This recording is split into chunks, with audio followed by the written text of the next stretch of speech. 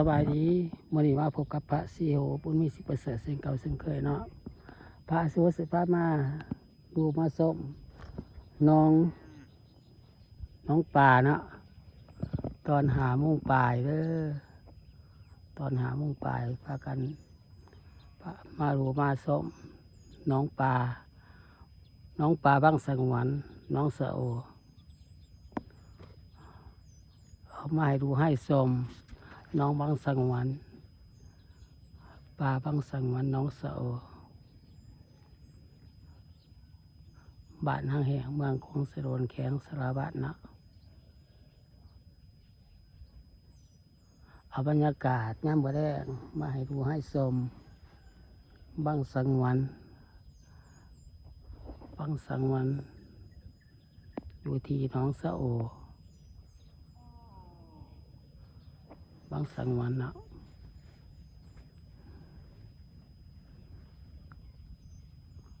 บรรยากาศยามมื้อแลงตอนหาโมงปลายเอามาให้ดูให้ชมภาพบรรยากาศ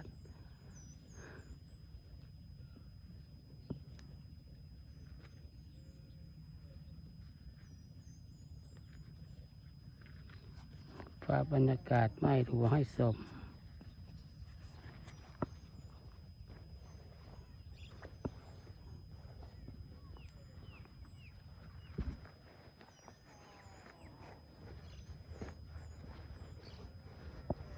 ภาพบรรยากาศมาให้ดูให้ชม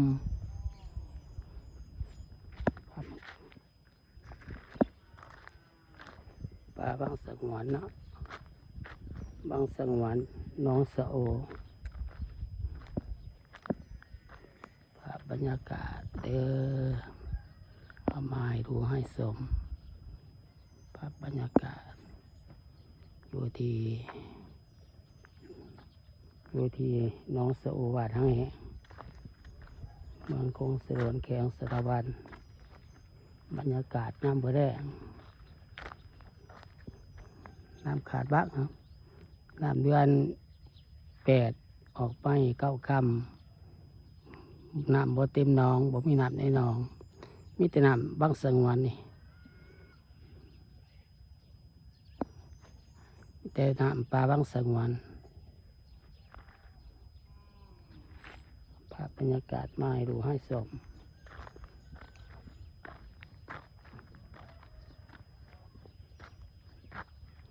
ภาพบรรยากาศมาให้ดูให้ชม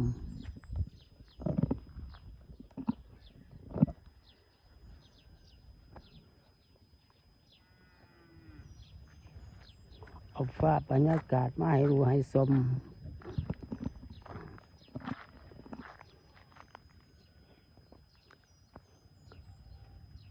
บางสังวันน้องสะโอป่าบางสังวันน้องสะโอ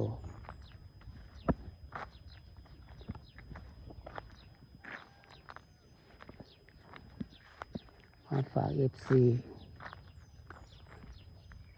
ให้ดูให้ชมให้ดูให้ชมภาพบรรยากาศยามมื้อแลงยาม5 โมงปลาย6 โมงย่างเนาะภาพบรรยากาศยามมื้อแลงเอามาให้ดูให้ชม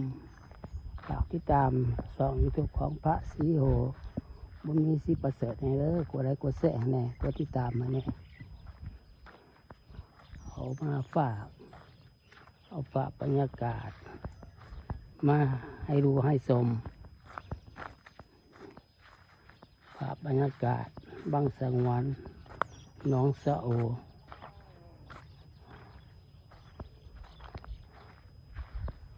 ยามมื้อแลงตอนโมงปลาย6 โมงย่างเนาะได้เอาฝากบรรยากาศมาให้ดูให้ชม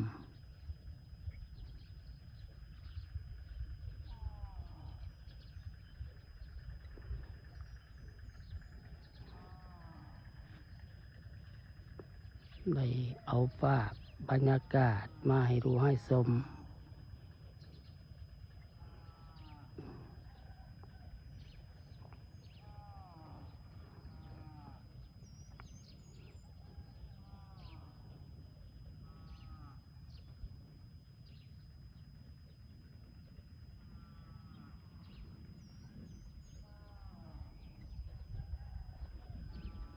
บรรยากาศมาให้ดูให้ชมฝากติดตามช่องยูทูบของพระโสบุญมีสิประเสริฐเด้อกดไลค์กดแชร์ให้แน่กดติดตามมาได้เนาะไอ้พามาดูมาชมบรรยากาศตามบางสังวนป่าบางสังวนเนาะอยู่ที่หนองสะโออยู่ที่หนองสะโอบาทห้างแห่งมังคงเสรวนเขียงสารวัตร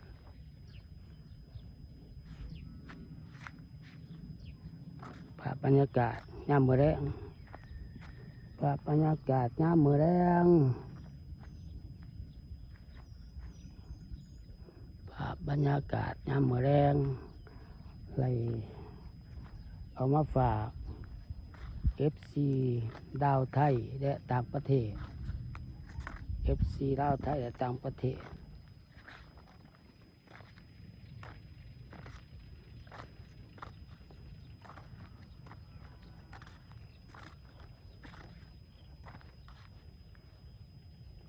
เอามาฝากมาตอน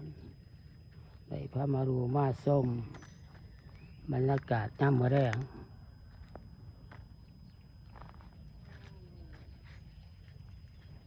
บรรยากาศน้ำมื้อแรงพามาดูมาส้มบรรยากาศน้ำมื้อแรงอยู่ที่บางสังวรหนองสะโอบางสังวรป่าบางสังวรหนองสะโอเอามาให้ดูให้ชมเอามาให้ดูให้ชมฝากติดตามช่องยูทูบของพระศรีโหบุญมีสิประเสริฐนี่เด้อกดไลค์กดแชร์ให้แน่กดติดตามให้แน่เนาะโอ้ยน้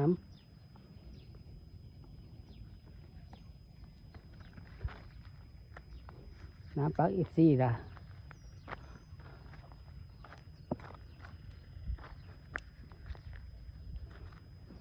เลาะตามน้องสะโอมีน้ำเนาะน้ำบักจับน้ำบักจับ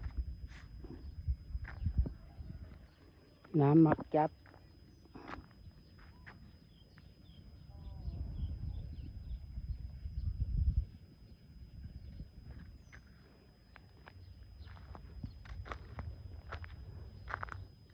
น้ำหมักจับเนาะ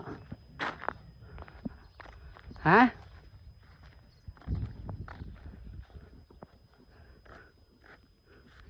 อยู่ก็ไฟได้นี่ฮะมาพี่ละแม่ลงมา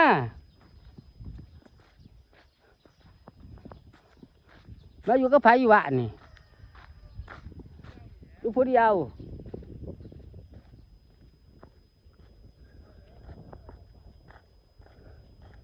นั่งเด่นเมื่อย่างไกลกันนั่งพักผ่อนบาทนี่ก็สิย่างลุกไปลุกมา